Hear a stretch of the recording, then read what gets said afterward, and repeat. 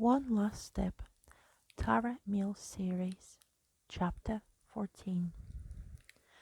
Tara and Warren weren't in the car long before the home they were at days earlier appeared amongst a row of houses.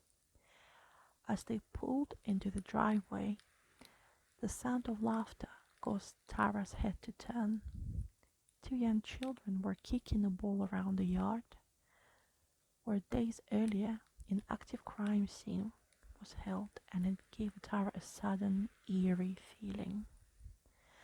As the children noticed the car, they stopped, and their eyes moved briefly to the porch, where their mother sat.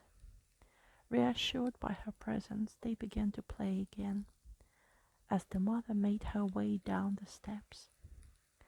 Tara and Warren both stepped out into the driveway.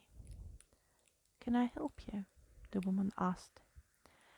She stood a few yards from them, as if careful not to get too close. There was a hesitation in her voice, and step that Tara assumed was most likely from the trauma of the days prior. "We are with FBI," Tara confirmed as she held out her badge. At the mention of FBI, the woman flinched, as if it were a word that didn't want spoken, and she glanced over toward her children. They had now stopped playing, instead listening to the conversation, and the woman spoke again. "Can we talk on the porch?" Tara agreed and followed her onto the wraparound porch. Once out of earshot, she spoke again. "Look, I already told the cops everything," she said as she glanced back out to the yard of her children. She lowered her voice. "I really don't want to have to relive what I saw." Tara knew she had to approach this delicately. "I can certainly understand. We won't keep you long." The woman nodded hesitantly. She knew she couldn't avoid these questions, and she braced herself for them. "The trail runs right by your house, correct?" It was a question Tara already knew the answer to, but it was a good way to ease her in. The woman took a deep breath and nodded. "Yes, it runs very close." She pointed toward the edge of her property, where days earlier Tara and Warren followed the sheriff into the woods, where there were probably still remnants of blood upon the forest floor. She knew this woman would probably never look at these woods the same. Tara's eyes followed the row of trees. The house was the last one on a dead-end street, the trees wrapping around the side of the house and curling around the back.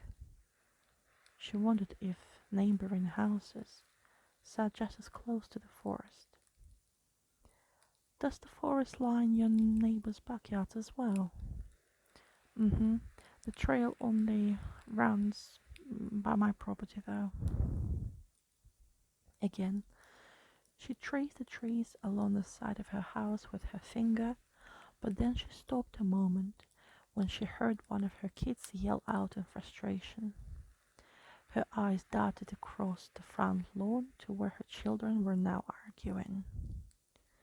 She tried to ignore it, but it was soon clear it was on escalating, and she asked Tara and Warren to give her a moment as she walked off to the porch. When she was out of earshot, Tara spoke to Warren. "Anyone from these houses would have easy enough access to the trail," she said, and Warren nodded. They both knew all it would take for a neighbor to access the trail would be to trudge through a few yards of the forest that they could enter right through their backyard. The woman walked back over to them. "Sorry about that." But Tara didn't skip a bit.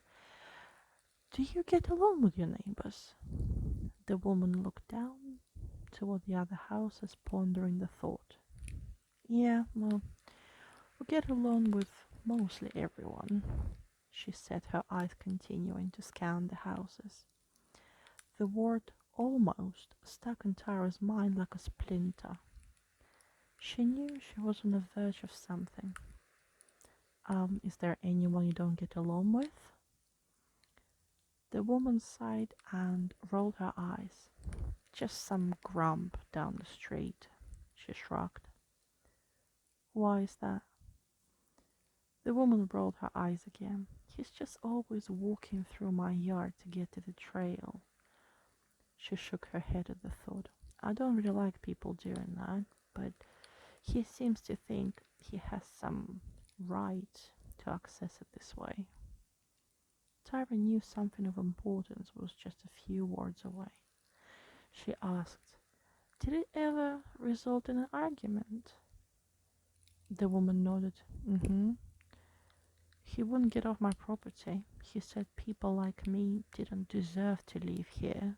He even went as far as to threaten my life.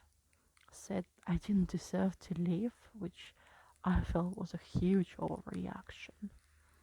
She shook her head at the thought. It was this whole big thing a couple of months ago. The cops came and everything. Has he been through your property since? She shook her head with relief. He's not allowed to anymore. We have a restraining order since he threatened me. At her words, Tara shared a quick glance with Warren, and she knew he thought it too. Maybe the altercation took him over the edge. Have you seen him since? But the woman only shook her head again. As far as she knew, the restraining order had kept him away. Tara asked where he lived, and after she gave the directions, Tara and Warren stepped off the porch.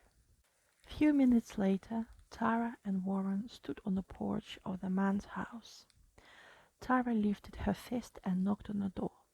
It was the second time she had done so, and again they waited as Tara rested her hand upon her gun on the hip.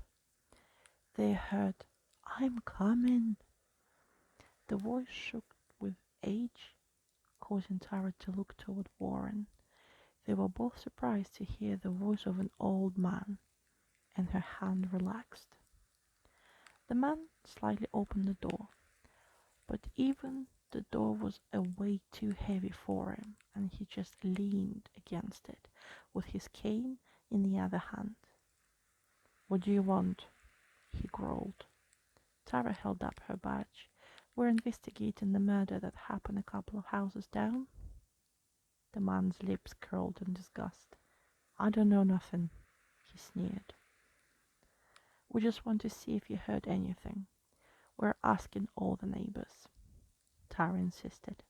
It was a lie, but Tara knew this man would never let them in if he felt targeted. His face relaxed as he let out a grunt. "Come in." He sighed as he let go of the door and hobbled across the floor. They followed him into a living room where a musty smell lingered in the air. The man took a seat on a chair and motioned for them to sit on a couch across from him. "Just move all that over," he said as he pointed with his cane to a few newspapers strewn about the couch. Tara carefully pushed them aside and sat on the edge as Warren did the same. The man sat with an air of relief, clearly happy to be off his feet. "Well, what do you need to ask me?" he growled. Tara shifted a bit closer to the edge of the couch. She asked, "Were you here when the murder happened?" "Yes," he confirmed as he pulled the footstool closer and used both his hands to reach down and pick up his leg. He placed it on the stool, and Tara wondered how this man could even go for a walk, let alone murder someone. She already knew in her mind that he wasn't the killer, but wanted to see what he knew. She asked, "Did you hear anything that day?" He shook his head.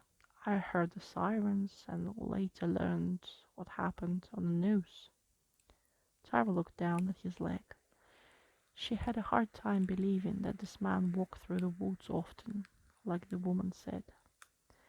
She asked skeptically, "Do you walk the trail often?"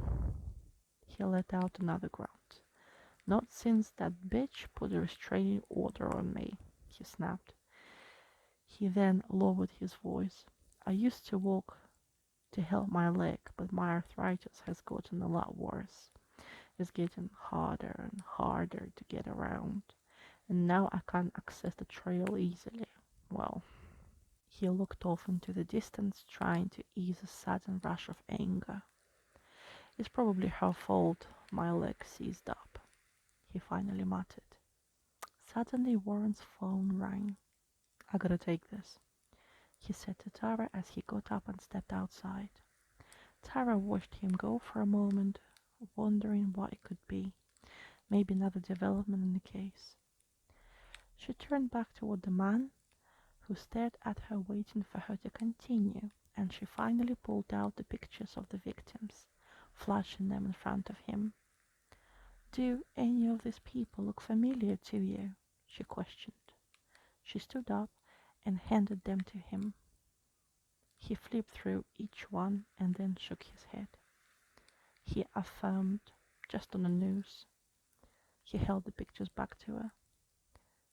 Tara took the pictures from him, knowing this was yet another dead end, and she sat back down, defeated. But all of a sudden, Warren briskly walked back into the living room, and she knew immediately he had something. "Mills, we gotta go."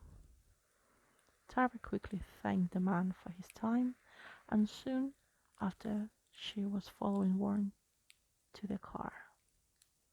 She asked, "What is it?" as they approached the car. He reached for the door handle as he spoke.